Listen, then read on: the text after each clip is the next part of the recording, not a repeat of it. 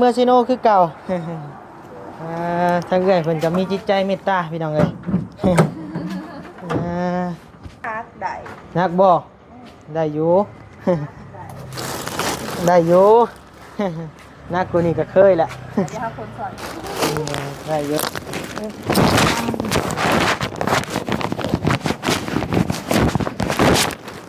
โอ้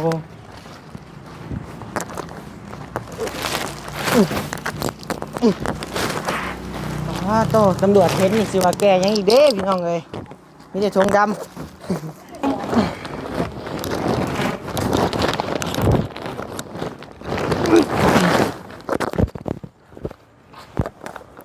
แอร์รถแอร์เฮือนก็ได้บ่ได้แอร์เฮือนแอร์โหลดแมนฮับเบิร์ดโอ้มีแต่สนใจแล้วก็โทรติดต่อมาเลยเบอร์โทรมึงดูหา9726072โดโทรเลยแล้วก็อีกเบอร์หนึ่ง9753 9753 5853โอ้โดยแล้วก็หั่นตายิบบ่แม่นห้านตอนนี้เป็นแม่นถ้าก็เรียนจบมาเดือนหนาแม่นเปิดห้านตอนนี้ยังบ่เปิดห้านบ่ยังถ้าก็เรียนจบโอ้พี่น้องเอ้ยเพราะว่าบัดนี้เห็นในเพจเอื้อยเพิ่นเนาะว่าเปิดห้านตายิบเสื้อไม้สินไม้แม่สีมือก็โอ้ปั๊บมัก11พี่น้องเอ้ยเอาเนาะตามนั้นพี่น้องเอ้ยเนาะใครสนใจก็ติดต่อมาเรื่องแอร์เรื่องแอร์รถแอร์ล่างพี่น้องเอ๋ยในแข้งสวรรค์เขตครับไปทั่วมทิพทั่วแข้งบ่หรือทั่วเมืองไกลซ้อนซะเนาะโดยเอาทั่วเมืองโดยซีโนก็ไปพี่น้องเอ๋ยเมืองอุมพรก็ไปขอแต่โทรมาไปเลยพี่น้องเอ๋ยอยู่เป็นโฮมโพมไซให้อันคนทุกข์ยากตลอดไปเด้อเ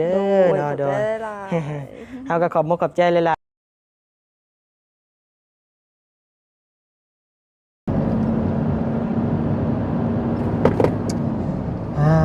ต่อพี่น้องเอ๋ยเนาะเช็ดตารถคันนี้ก็แจ้งแท้เราพี่น้องเนาะเปิดคลิปเปิดภาพมาบัดนี้ก็ช่วงค่อยค่ำลงแรงเด้อพี่น้องเด้อเนาะก็บ่ได้ค่อยค่ำลงแรงเลยพี่น้องเอ้ยเป็นเวลา 8 โมงเลยเด้อเนาะเป็นเวลา 8 โมงแรงพี่น้องเอ้ยเนาะบัดนี้กำลังขับรถพี่น้องเอ้ยมากับหมู่2คนพี่น้องเอ้ยหลังจากเดินทางมาจากบ้านน้องบุญทวีสายฟ้านะพี่น้องเนาะคือบ่าวนิวได้เกริ่นไว้แหละเนาะในคลิปบอลี่ว่าบ่าวนิวสิมาหับเครื่องหับคองกับผู้ใหญ่ใจดีอยู่ทางในเมืองนะพี่น้องเนาะอยู่ในเมืองสวรรค์เขตเฮานี่แหละพี่น้องเอ้ยบ่นิวอยู่นอกเมืองพี่น้องเอ้ยอยู่เซโนเนาะแต่ว่าทางผู้ใหญ่เพิ่นนี่อยู่ในเมืองอยู่แข้งสวรรค์เขตอยู่ในเมืองพี่น้องเอ้ยแต่ว่าแข้งเดียวกันอยู่นะพี่น้องเนาะก็บ่นิวนัดเพิ่นเมียน9 โมงแรงนะพี่น้องเนาะก็มาฮอดเวลานี้ก็เป็นเวลา 8 โมง 18 นาทีพี่น้องเอ้ยเดินทางมา2บ่าวพี่น้องเอ้ยบ่นิวกับบ่าวจอดเนาะเดินทางเข้ามาสวรรค์พี่น้องเอ้ยตอนนี้ก็ฮัดแต่ฮอดลักเก้าพี่น้องเอ้ยเนาะตลาดโลกพี่น้องเอ้ยใช้เบิ่งดูตลาดโลกตลาดโลกประเทศลาวพี่น้องเอ้ยคือว่างามอยู่ได้ตลาดโลกก็ได้เนาะเบิ่งพี่น้องเอ้ย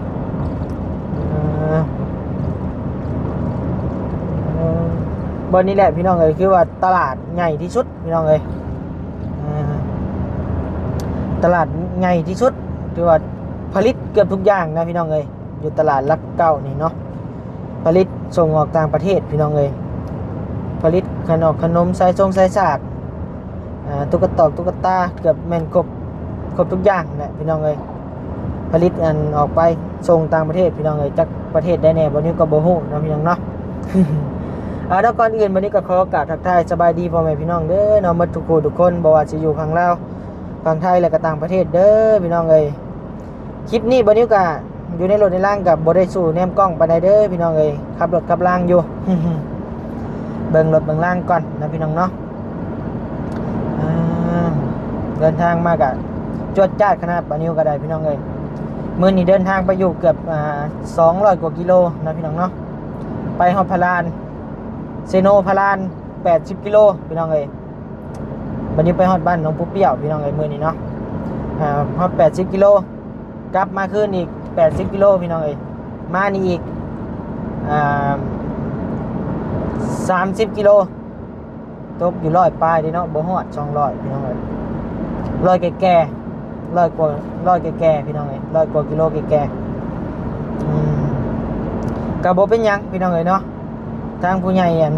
สิมอบเครื่องมอบของให้ไปแจกไปยายให้ทางคนทุกข์ยากก็เฮ็ดเต็มที่เนาะบัดนี้ก็ได้ เพื่อพ่อแม่พี่น้องที่เพิ่นทุกข์ยากอะไรพี่น้องเอ้ยเนาะยามนี้ก็ยามหนาวแล้วทั้งเอ้ยเพิ่นก็มีจิตใจแบ่งปันพี่น้องเอ้ยอยากสดอยากซอยว่าซั่นเสื้อผ้าทั้งเอ้ยเพิ่นก็เปิดห้านยิบเสื้อผ้าเนาะพี่น้องเนาะโอ้เพิ่นว่าเสื้อผ้าอันมือสองบ่มีมือหนึ่งพร้อมบ่พี่น้องเอ้ยก็เรือเนี่ยได้ก็จะไปถามเอ้ยเพิ่นอีกเทื่อนึงเนาะพี่น้องเนาะทั้งเอ้ยเพิ่นนี่ตามบัดนี้เบิ่งคร่าวๆในเฟซก็เปิดห้านแอร์ติดแอร์บ้านแอร์รถพี่น้องเอ้ยครบวงจรเนาะเรื่องแอร์ความเย็นแล้วก็เปิดห้านตัดยิบเสื้อผ้าสินไม้เสื้อไม้พี่น้องเอ้ยโอ้เป็นว่าสินเสื้อม้อนก็มีพี่น้องเอ้ยที่เพิ่นให้บัดนี้ว่าไปบริจาคเนาะพอดีแล้วมอเจาะเนาะพี่น้องเนาะช่วงยามหนาวทั้งบ้านนอกเพิ่นก็ทั้งว่าผู้ทุกข์ยากเพิ่นก็บ่มีส่งบ่มีเสื้อใส่นะพี่น้องเนาะถ้าเกิดก็มีจิตใจแบ่งปันวันนี้ก็สาธุบุญนำหลายๆเนาะเอ้ยเพิ่นพี่น้องเอ้ยฮอดในเมืองแล้วเบิ่งลัก8พี่น้องเอ้ยเนาะฮอดในเมืองแล้วนี่แหละจังหน่อยก็มีไดโนเสาร์ใหญ่พี่น้องเอ้ยเนาะเมืองสวรรค์เฮาก็เมืองสวรรค์นี่เป็นขึ้นชื่อว่าเมืองไดโนเสาร์พี่น้องเอ้ยที่ว่าแต่ดึกดำบรรพ์ก็เป็นเมืองไดโนเสาร์พี่น้องเอ้ยเนาะเพิ่นก็เลยเรื่องตำนานบัดนี้ก็บ่ได้ฮู้ว่าแน่ชัดดอกพี่น้องเอ้ยแต่ว่าได้ยินทางผู้ใหญ่เพิ่นว่ามาคร่าวๆหรือว่าตำนานเพิ่นว่าเป็นเมืองแห่งไดโนเสาร์พี่น้องเอ้ยเนาะที่ว่าไดโนเสาร์หลายที่สุดในประเทศลาวบ่หรือแนวใดพี่น้องเอ้ยบัดนี้ก็ยังบ่ฮู้เนาะแต่ว่าเพิ่นก็เฮ็ดสัญลักษณ์ไว้ให้ลูกหลานเห็นนะพี่น้องเนาะไดโนเสาร์ตัวบักใหญ่ๆพี่น้องเอ้ยบัดนี้ก็บ่เคยเห็นจักเทื่อเนาะเห็นแต่ในสวรรค์นี่แหละ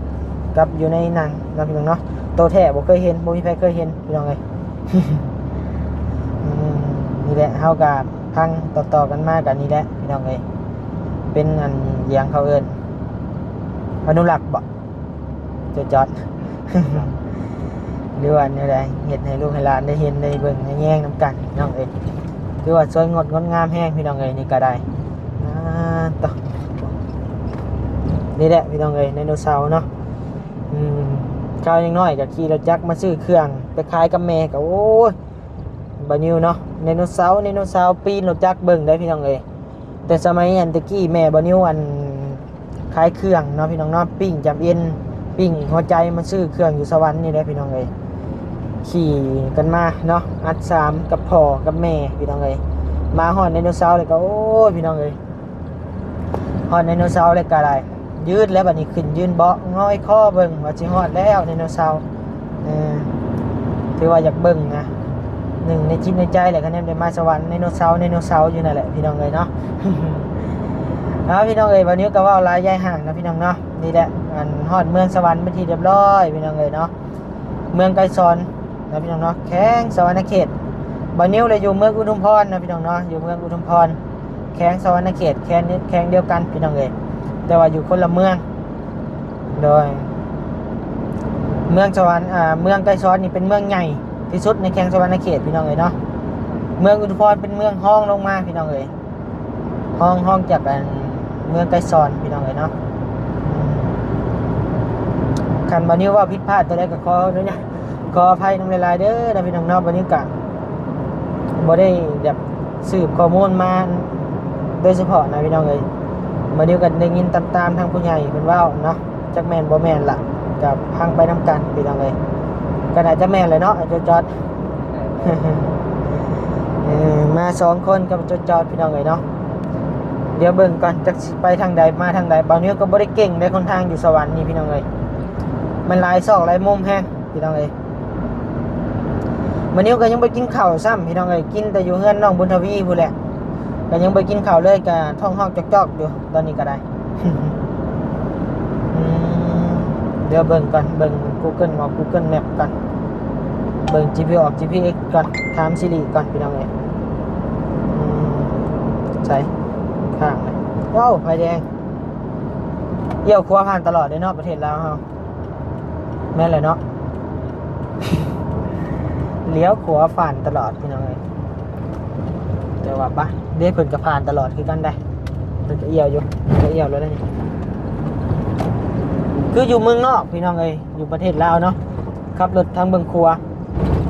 เลี้ยวขวาผ่านตลอดคะแนนอยู่เมืองไทยนี่จะอาจจะเป็นเลี้ยวซ้ายผ่านเลี้ยวซ้ายผ่านตลอดเนาะพี่น้องเนาะ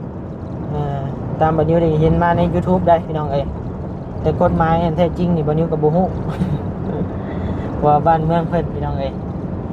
เอาเนาะพี่น้องเนาะมีแต่ไปพบไปพ้อกันอยู่เฮือนทั้งเอื้อยเพิ่นพุ่นแหละเนาะจักชื่อเสียงเรียงนามเพิ่นเป็นแนวใดพี่น้องเอ้ยบัดนี้ก็ยังบ่ได้ถามเอาพี่น้องเอ้ยพุ่นละเดี๋ยวบัดนี้เบิ่งคนทางก่อนเนาะก่อนพี่น้องเอ้ยเนาะสิฮอดแล้วล่ะใจเบิ่งอีกก่อนเพิ่นว่าอยู่วัดใกล้ๆวัดพี่น้องเอ้ยเนี่ยเนาะเดี๋ยวเบิ่งบัดนี้วันขี่ไปก่อนใกล้ๆฮอดเพิ่นก่อนพี่น้องเอ้ยจังสิโทรหาแล้วเพิ่นถ่ายคลิปมา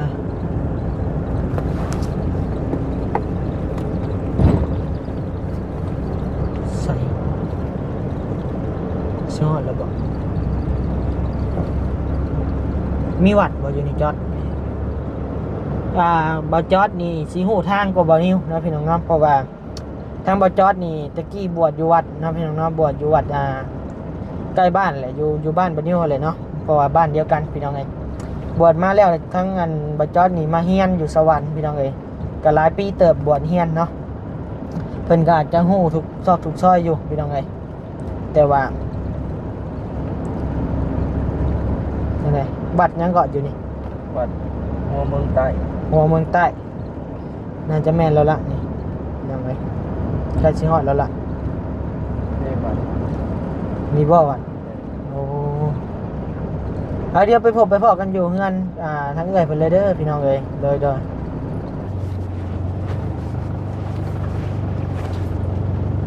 พี่น้องเอ้ยเนาะฮอดแล้วชุบไปโตเพิ่นสิฮู้เพิ่นสิฮอดพี่น้องเอ้ยเนาะไปโดยสวัสดีไงป้าโตแม่นมาแต่พารานผู้ โดย แล้วสิกลับใส่นี่ สิกลับเมื่อซิโนคือเก่า ทางเอื้อยเพิ่นจะมีจิตใจเมตตาพี่น้องเอ้ย ก็มีหลายอย่างมีเครื่องนุ่ง โดย จะมีเป็นหมอนแล้วก็พวกเสื้อพวกผ้าห่ม โอ้โดย เลย นี่บ่ โดยหลายอยู่ ต่อจวดเลยวันนี้ก็ได้เนาะ โดย หลายเติบอยู่พี่น้องเอ้ย โดย ไปว่าหลายใหญ่ห่างพี่น้องเอ้ยคนเลยได้ คนเลย ไปบ่ถ่ายรถเดี๋ยวค่อยคนเองก็ได้ อุ้ยนักได้ นักบ่ได้อยู่ ได้อยู่ นักกูนี่ก็เคยแหละ เดี๋ยวหาคนสอน ได้เยอะ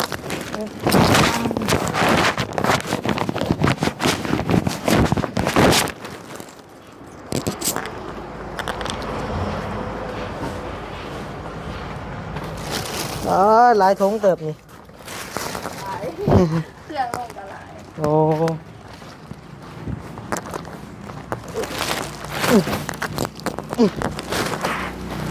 โตตำรวจเห็นนี่สิว่าแกยังอีกเด้พี่น้องเอ้ยมีแต่ทงดำ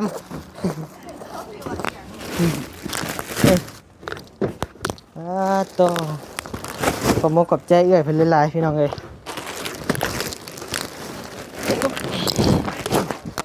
แม่นไปคู่มือเฮานะ เกี่ยวกับต้นไม้แล้ว แม่น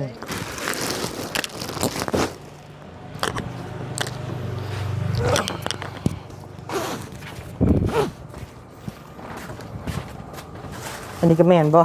แม่ไอ้เครื่องนุ่ง โอ้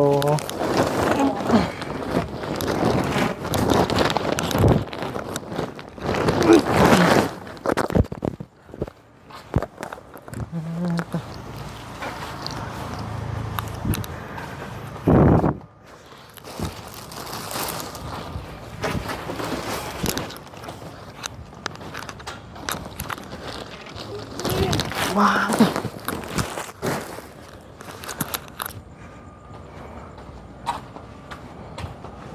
หลายเติบพี่น้องเลย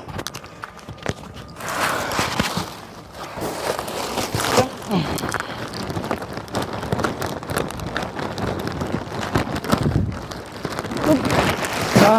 โตยังไง หอบหนึ่งอยู่บนนิ้วก็ได้พี่น้องเลยว้าโตเราขอบใจทั้งเอื้อยหลายๆเด้อ ใจคือการเมาหอดเทือนเลย โดยอันเปิดห้านแอร์บ่คือว่า แม่นมีฮันแอร์ เออ แต่การทางนี้ก็เปิดฮันนี้เพื่อนแต่ว่ายังบ่ทันได้เปิดทางก็เย็นจบ อ่ะเขาคอนเน็บไหมเนี่ยอืมอันเปิดห้านแอร์ โดย แอร์รถแอร์เฮือนก็ได้บ่ ได้แอร์เฮือนแอร์โหลดแมนฮับเบิด